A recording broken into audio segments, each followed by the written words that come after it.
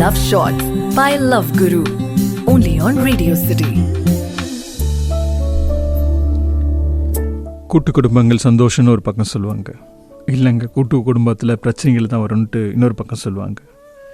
இப்போ அர்ச்சனாவோட பகிர்வை தான் கேட்க போகிறீங்க. அர்ச்சனா சொல்லியிருந்தாங்க, என்னோட தாட் எல்லாமே கூட்டு குடும்பம் தான். என்னோட சின்ன வயசுலேருந்து சொல்லுவேன், கூட்டு குடும்பத்தில் வாக்கப்பட்டு போகணும் அப்படின்ற மாதிரி. எங்கள் அம்மா சொல்லுவாங்க, பெரிய பேச்செல்லாம் பேசாத, கூட்டு குடும்பத்தில் பிரச்சனைகளாக வரும் அப்படின்னு சொல்லுவாங்க. எங்கள் அப்பா சொல்லுவார், இல்லைம்மா கூட்டு குடும்பம் தான் ரொம்ப அழகாக இருக்கும் அப்படின்னு சொல்லுவார். எனக்கும் எங்கள் அப்பா சைடு தான் கூட்டு குடும்பம் இருக்கணும் அப்படின்னு சொல்லிட்டு. அப்புறம் எனக்கும் திருமணம் ஆச்சு, கூட்டு குடும்பத்தில் தான். பெரிய குடும்பம், நல்ல பெரிய ஃபேமிலி, நல்லா இருந்துச்சு, நல்லா போயிட்டு இருந்தது.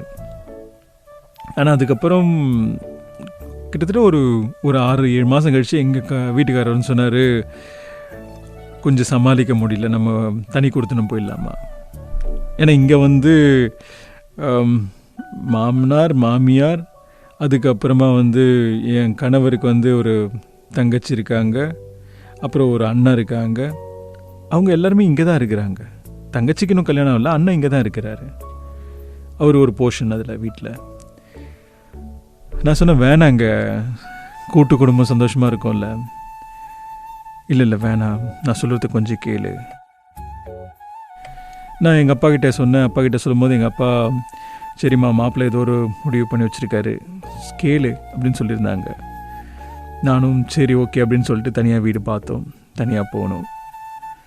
போனதுக்கு பிறகு செலவுகள் குறைஞ்சிது, ஆனால் சந்தோஷங்கள் ஏதோ தொலைச்சிட்ட மாதிரி இருந்துச்சு. ஏன்னா நான் அப்போ தான் கன்சீவ் ஆகியிருந்தேன். பார்த்துக்கிறதுக்கு யாருன்னா தேவை அப்படின்னா கூட, ஹெல்ப்புக்கு தேவை அப்படின்னா கூட, பக்கத்து வீட்டிலாம் எல்லாம் வேலைக்கு போயிருப்பாங்க, நான் யாரை கூப்பிடுறது அப்படின்னு இருக்கும். அவர் நல்லா பார்த்துக்கிட்டார். ஆனால் எனக்குள்ளே ஒரு லோன்லினஸ் வர ஆரம்பிச்சிது. எங்கள் அப்பாவுக்கு கால் பண்ணி, அப்பா இங்கே ஒரு 2 நாள் போங்கப்பா நீங்களும் அம்மாவும். ஏம்மா, இல்லைப்பா ஏதோ தனிமையாக இருக்க மாதிரி இருக்குது. என் வீட்டுக்காரர் சொன்னால், சரி வா அப்படின்னு சொல்லிட்டு அங்கே எங்கள் வீட்டில் எடுத்துன்னு விடுவார். ஒரு 2 நாளில் மறுபடியும், எனக்கு தனியாக இருக்கிறதுக்கு கஷ்டமாக இருக்குது, நீ வா வீட்டுக்குன்ட்டு கூட்டின்னு வந்துடுவார். எனக்கும் இவரை விட்டு இருக்கிறதுக்கு கஷ்டமாக இருக்கும். ஆனால் என்ன பண்ணுறது, இங்கே அங்கேத்துக்கு நான் அலைய முடியாது கன்சீவாக இருக்கிறதுனால. அதுக்கப்புறம் அப்படியே கிடுக்கிட்டுன்னு ஓடிச்சு 6 மாதம். அவங்க வீட்டிலேருந்து வருவாங்க, என்னைக்காச்சும் பார்த்துட்டு போவாங்க. அவங்க அம்மா சொல்லுவாங்க, அம்மா எல்லாம் ஒன்றா இருக்கும்போது ரொம்ப சந்தோஷமாக இருந்தது, நீங்கள் ரொம்ப கஷ்டமாக இருக்குமா, இவன் ஏன் தான் இப்படி பண்ணுறானோ தெரில அப்படின்னு சொல்லிட்டு அவங்க பையனை சொல்லுவாங்க. இவர்கிட்ட சொன்னாலும் இவர் காது கொடுத்துக்க மாட்டார். இல்லை அவங்க அப்படி தான் சொல்லிட்டுருப்பாங்க. வீடு இப்போ தான் என்னால் கொஞ்சம் பணத்தினால சேர்க்க முடியுது, நீ வேறு கன்சீவாக இருக்க, குழந்தை பிறந்ததுக்கப்புறம் அந்த செலவு இந்த செலவுலாம் இருக்கும்.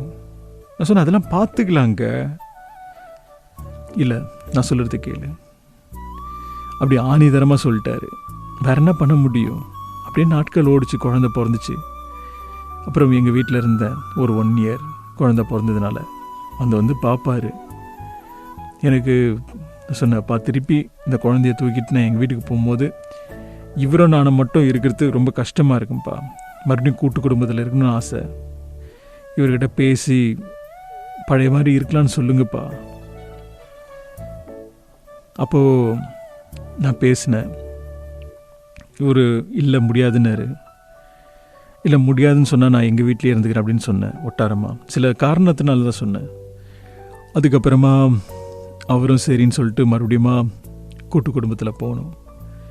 போகும்போது அவங்க அம்மாலாம் அவ்வளோ சந்தோஷம், அவங்க அப்பாலாம் அவ்வளோ சந்தோஷம். மறுபடியும் ரொம்ப சந்தோஷமாக இருக்குமா அப்படின்னு சொல்லிட்டு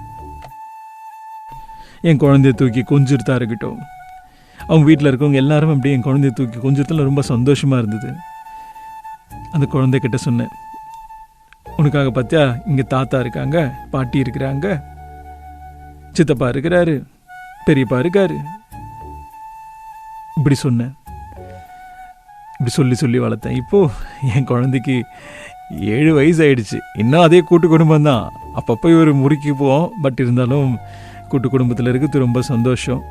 எனக்கு சந்தோஷமாக இருக்குது லவ் குரு. ஆனால் இப்போ வரைக்குமே அவர் உன்னால தான் இங்கே இருக்கிறேன், உனக்கு தான் புரியல அப்படின்னு சொல்லி திட்டிக்கிட்டே தான் இருப்பார். இந்த மனுஷன் இப்படி தானே திட்டுவார் அப்படின்னு சொல்லிட்டு தான் இருக்கிறேன். சில டைமில் எங்களுக்குள்ள ஆர்கியூமெண்ட்லாம் வரும், அது ரொம்ப சண்டையாக கூட போகும். ஆனால் அவங்க அப்பா அம்மா வரும்போது கொஞ்சம் அமைதியாகிடுவார். கூட்டு குடும்பங்கள் ரொம்ப சந்தோஷம் இல்லை, அது இல்லாதவங்களுக்கு தான் தெரிய வரும் அதோட அருமை என்னன்ட்டு. இதை ஷேர் பண்ணணும்னு தோணுச்சு அப்படின்னு சொல்லியிருந்தாங்க. பரவாயில்லைங்க, ஒரு முடிவு எடுத்திருக்கீங்க, அந்த முடிவில் ஸ்ட்ராங்காக இருக்கீங்க, அது முக்கியம். அவங்க சொல்கிறாங்க இவங்க சொல்கிறாங்கல்ல, ஒரு முடிவு எடுத்த பிறகு அந்த முடிவில் ஸ்ட்ராங்காக இருக்கீங்க. உங்கள் முடிவு என்னது? கூட்டு குடும்பம் அழகாக இருக்கும் அப்படின்னு சொல்லிட்டு முடிவு எடுத்திருக்கீங்க. உங்கள் குழந்தைக்கு சொந்த பந்தங்களோட வளரணும் அப்படின்னு சொல்லிட்டு ஆசைப்படுறீங்க. நல்ல விஷயங்க. நான் எப்போவுமே சப்போர்ட் பண்ணுறேன் இந்த கூட்டு குடும்பத்துக்கு. இது ரேடியோ சிட்டி, நான் உங்கள் லவ் குரு.